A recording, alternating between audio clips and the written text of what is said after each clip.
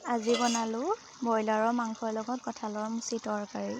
এই তৰকাৰীখন খাবলৈ খুবেই বেছি ধুনীয়া হয়।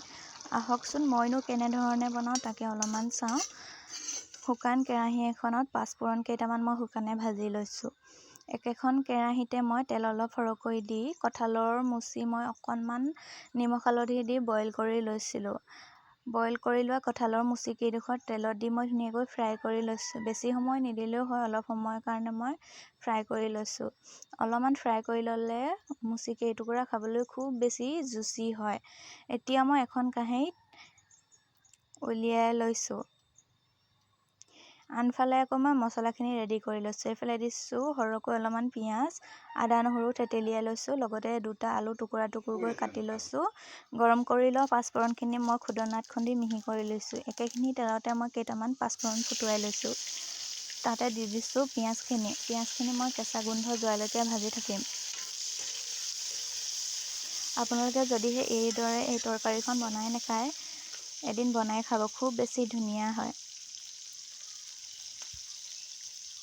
কেঁচা ভাত যোৱাৰ পিছতে ইয়াতে মই দিম অকণমান খুন্দি লোৱা আদা নহৰুখিনি দি ধুনীয়াকৈ কেঁচা গোন্ধ যোৱালৈকে গোটেইখিনি মই ভাজি থাকিম কম জুইত। এই তৰকাৰীখন কম জুইত বনালে খুব বেছি ধুনীয়া হয় খাবলৈ।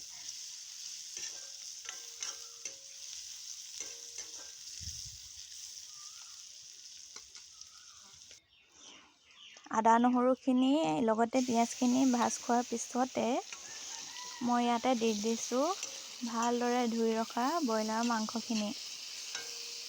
মাংসখিনি দি ভালদৰে ইলুটি কাঢ়ি কম জুইত ঢাকন মাৰি মই অকণমান সিজাই ল'ম 2 মিনিটমান। 2 মিনিটমান সিজালেই হ'ব।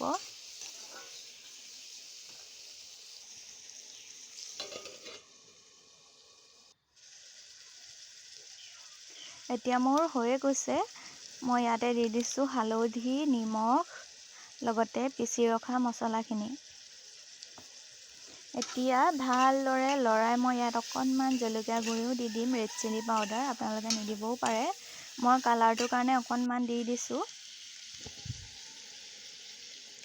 বেছি নাই দিয়া, অকণমানেই দিছোঁ। এতিয়া ভালদৰে লৰাই ঢাক মাৰি কম জুইত সিজাই ল'ম মাংসখিনি ধুনীয়াকৈ।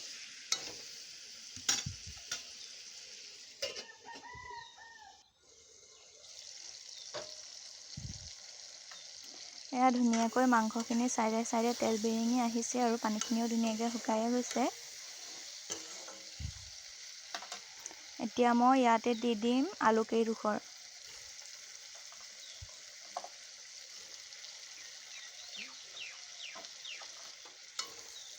আলু কেইডোখৰ দি ভালদৰে লৰাই মই ঢাক মাৰি আলুখিনিও সিজাই ল'ম। আলুখিনি আধা সিজালেও হ'ব, যিহেতু আমি পিছত আকৌ পানী দি সিজামেই, তেতিয়া ধুনীয়াকৈ সিজিয়ে যাব আৰু। এতিয়া ধুনীয়াকৈ আলু আৰু মাংসখিনি হৈয়ে গৈছে। ইয়াতে মই এতিয়া কঁঠালৰ মুচিখিনি দি দিম, যিখিনি মই ফ্ৰাই কৰি ছাইড কৰি ৰাখিছিলোঁ।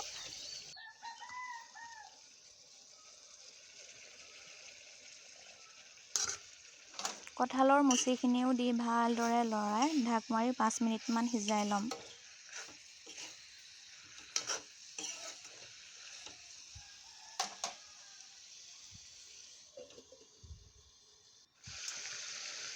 মোৰ ধুনীয়াকৈ হৈয়ে গৈছে। মই ইয়াত দি দিছোঁ জোখমতে পানী। আপোনালোকে কিমান পানী দিব বিচাৰে সেই জোখত দিলেই হ'ব। মই অকণমান কম কৰি দিছোঁ, যিহেতু মই গ্ৰেভি টাইপত কৰিম।